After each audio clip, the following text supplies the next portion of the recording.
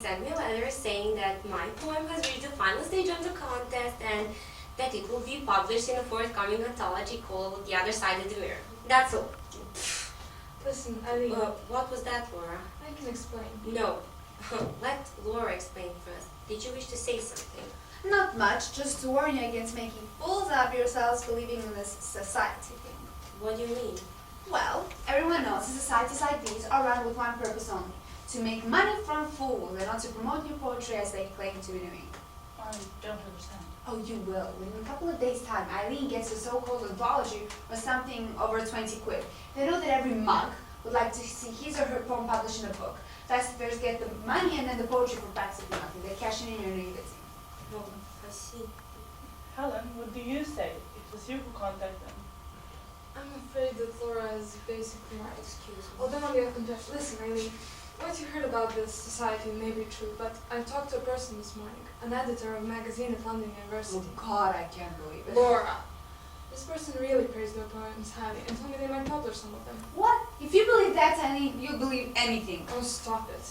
I'm just trying to be realistic, and so should all of you. We know you can write, Eileen. We know. Yes, I'm still your number one fan. Okay, I want to listen to Nicole if I were you. You never know what she really thinks. Oh, this is no time to discuss that, and I said I was sorry. I just can't take this, Laura. I just can't. Eileen! Eileen! See what you've done? Are you happy now? Neither happy nor sorry, but I'm glad that Eileen can see herself better now. She should be aware of her limitations. Glad! You're glad! Don't you feel any empathy? Don't you know what we're talking about here? You keep your mouth shut. You're the last person in the world to talk about empathy and understanding. Calm down, Laura. This kind of talk won't lead us anywhere. It's true, you've gone too far this time. I've gone too far, you slimy little slut. You speak of empathy and understanding after I caught you at it this morning. Laura, please. Don't touch me. Oh, now you're really overreacting. Let's be sensible. Okay, I'm sick of your sweet talk and your double dealing. Okay, now I've had it. I'm not listening. Oh yeah, turn around, wait until I'm gone and then start your act. I can just imagine what she told him about me. Who's him? The guy next door who was warming in towards me when this dog stepped.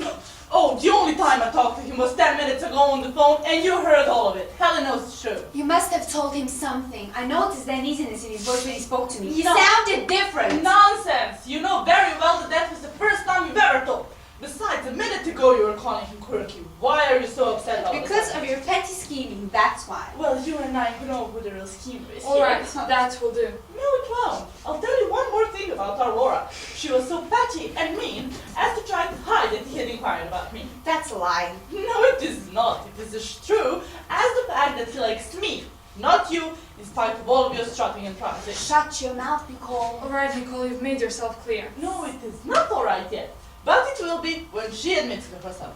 Come on, say it aloud. You'll feel better then. Oh, shut up. Say it. He fancies Nicole, not me. Oh, stop it. Say it. Somebody else will... Somebody else will like me. Yes, Laura, somebody will. Just have to let them. I'm sorry.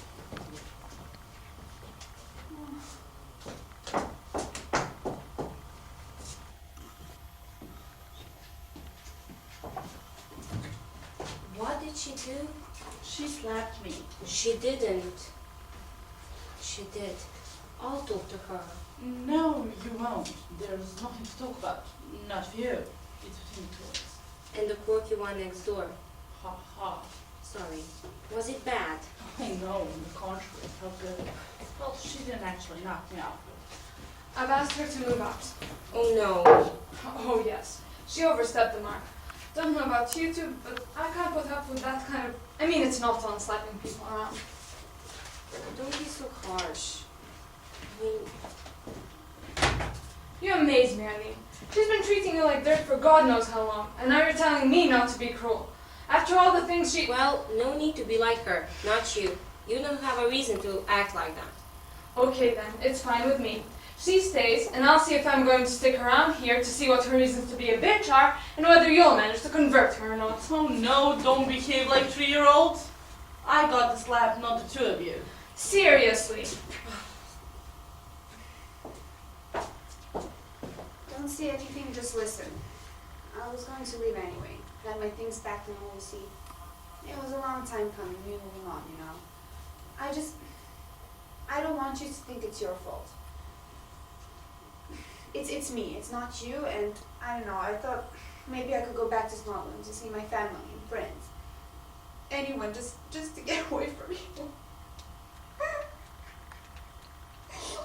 If there's any mail, I'll get it. Hello, 501-7552. My test results. No, wait.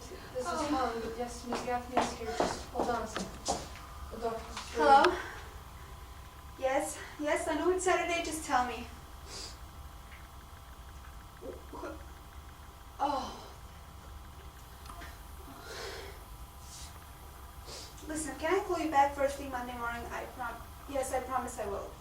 Not like the other times. Okay. Bye. Is everything alright? I'm so sorry. Oh, don't worry, it's alright. Or rather, it will be when I give you one back. No chance, Nicole, I'm off. Really, Laura? Yes, I really am. Not as theatrically as I planned, but I am for a couple of days at least. Might even... I'll leave the big one with you here, if it's okay with you, Ellen. Laura, excuse me being nosy, but what was that about test results? Sure, I tested negative. Negative for what? There's an infection, Eileen, that you're unlikely to contract in the foreseeable future. What do you mean? I mean, blood transfusion is your only risk. Beware of injuries, Eileen. She means HIV. Very funny. Well, it's good to see we're back to our usual selves. Not entirely. As the doc put it, one should practice more caution in these matters, which I intend to do. Be positive, test negative. That's my new motto. And it should be yours, too. So, what was that about first thing Monday morning? Are you going to try your new motto on your doctor, perhaps? Offer him a special thank you he won't be able to refuse. Ha! No, I'll let him doctor me, alright, but that's all. So, what then? I'm in the dark as much as you. Didn't dare ask about it. He mentioned something about CHG in my blood. It's HCG, actually. HCG or whatever in my blood. And something else, some other indicators, and he was going on about something when he said that I might be possibly doubly blessed, which was when I stopped him. Any idea what he was talking about? Nothing to worry about. I'm sure he'll explain. First thing Monday morning. The important thing is you're negative for HIV. That's a surprise. What? Nothing, I said as I smiled. Oh, okay. So now that I've forgiven myself for slapping you, Laura. it's okay. You're forgiven everything too. Be back soon. I will. To get my things and say bye-bye properly. Over So- a pie, that is. Once more to the liberties. Yeah, okay. Well, now you see me, now you know. She'll be back soon. No, she'll move on, as she put it. What makes you think so? The presence of beta subunits in human chorionic gonadotrope in her blood sample. The HCG she mentioned. Oh, now that's what HCG stands for now. Now, what's that in English? She's in the club. She isn't. I think she is. Come on. You got it.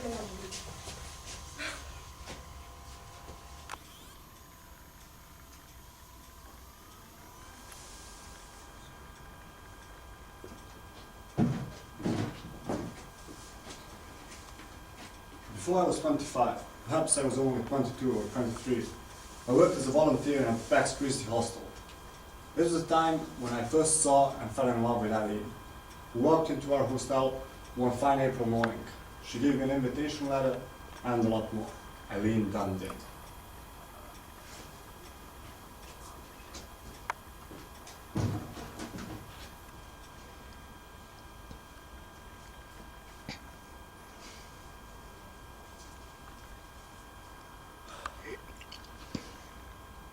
Hamlin Town in Brunswick, by famous Hanover City.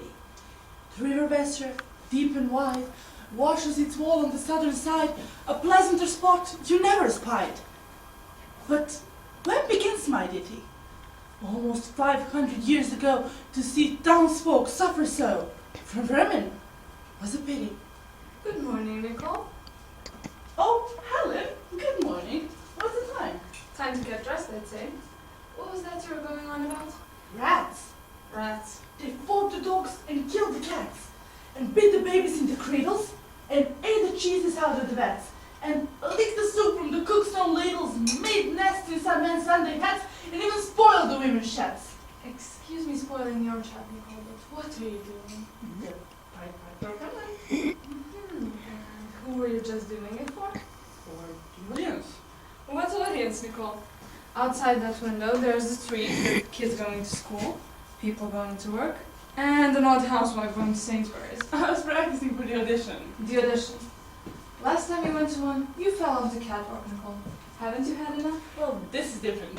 How? You'll be doing it in your pajamas this time. Oh no, today at 2 p.m. I'm auditioning for the Pied Piper. The Piper.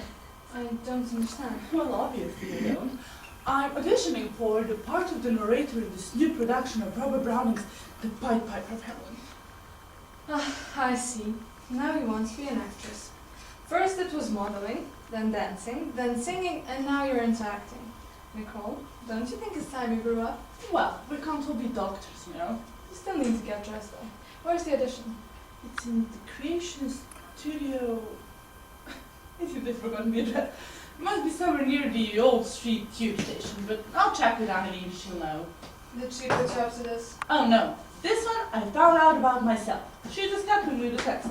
And then it will be me giving you some medical help once you hit the ground again. No chance, no high heels this time. It's not in the script, I promise. It's not just your physical health I'm worried about. And how come I haven't heard anything about this? Oh, it was going to be a surprise. You'd have received your ticket for the opening night and all, you know. But you spoiled it by walking in on me in the middle of the rehearsal. Sorry about that. I'll have my coffee in the loo next time. I need to go now. It's packing time again for you, Nicole. All right.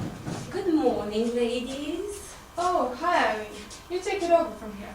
Nicole's in dire need of an audience, and I hear that unlike me, you're an informed one. She caught me out. I knew it.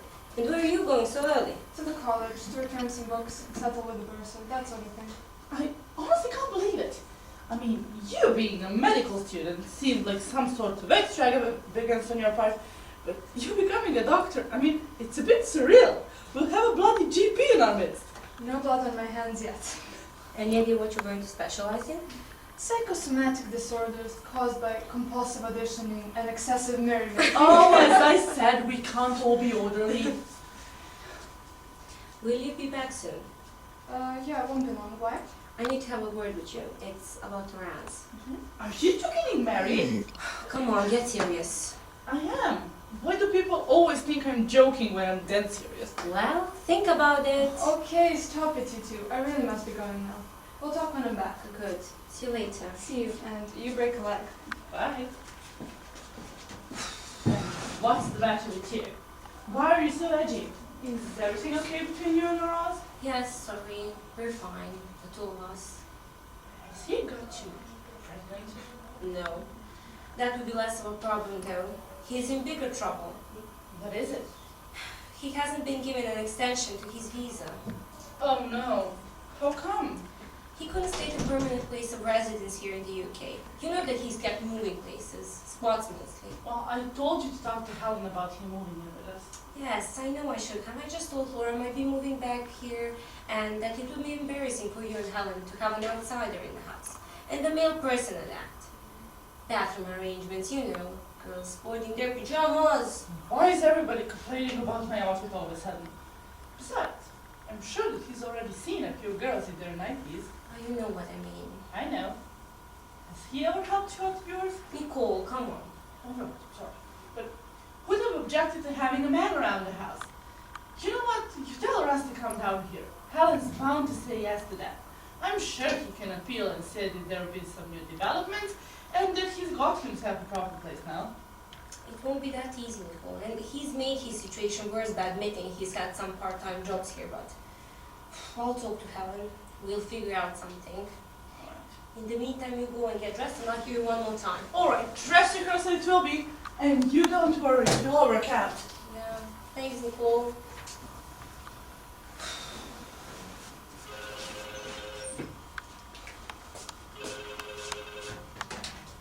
Hello, 511-7552. Yes, it's me. Where are you? Where? Oh, Raz, can't you come to Kentish Town? Yes, we'll talk to Helen, and I'm sure she'll agree. Well, Go back to his office then and say you let him know first thing Monday morning. Of course they can wait a day or two. They're not that efficient. Not in this country. Never mind your thing. Just leave them there or trust him and come over here. It will be fine. We'll give you the guarantees and everything. Yes, as you'll be getting that too. Okay. That's my boy. See you. Bye-bye.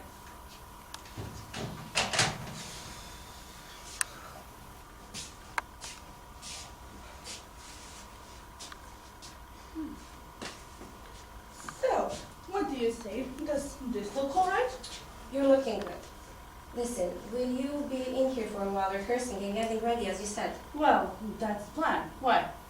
Raz just phoned, and he said he'd be here by noon, and that a friend of his will bring his stuff later on. I will just go to Camden Town to get a few things ready for him. So, you'll stay in.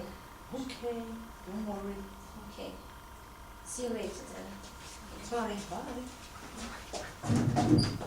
Alright, dress rehearsal.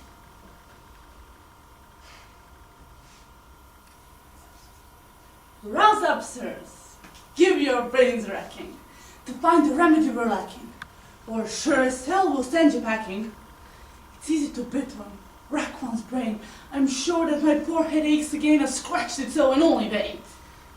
Just as he said this, what should happen? At the chamber door, but a gentle tap. Tap. Oh, hello, come in. Good afternoon. I'm not sure I'm in the right place. Are you looking for us? Yes, that's right. How did you know? Well, Eileen told me, but do come in. You can't wait for him in the doorway. What a coincidence. Just as I said, what should happen at the chamber door but a gentle tap? There was a knock on the door and there you were. Quite a coincidence. But why haven't you got her downstairs with you? Eileen said you'd bring them. I left them in the car. I parked just around the corner on Recknick Road. Oh, so would you like to bring them in now, or would you like to sit down, have a cuppa and wait for her up here? Well, I don't know, when did he say he would be here? Well, Eileen said he'd be here by noon, but she'll be back pretty soon, so sit down and I'll get you something to drink. I can even do a show for you. No, thank you. I think I'm gonna go. My partner's waiting in the car. Oh, well, tell her to come in too, no problem. It's a he, actually, but I think I'm gonna go. Yeah. Oh, okay, but who shall I say called? By the way, my name is Bob. My name is Miles. But could we keep it quiet about me coming here? I'd like to surprise him. You'll surprise her. Yes, you see this friend of mine in the car, and myself. We've got something in store for him. Oh, I see. Well, surprise it will be. So, are you sure you don't want a quick one? Oh, no. Thank you. I'm gonna go. Okay then. I might see you later. Well, that would be lovely. We could have a drink some other time. I could even see that show of yours too. Oh well, who knows? You might have missed your chance. Oh, I doubt it, Nicole. Bye. Bye. And into the streets the piper stepped, smiling first a little smile, as if he knew what magic slept in his quiet piped alive.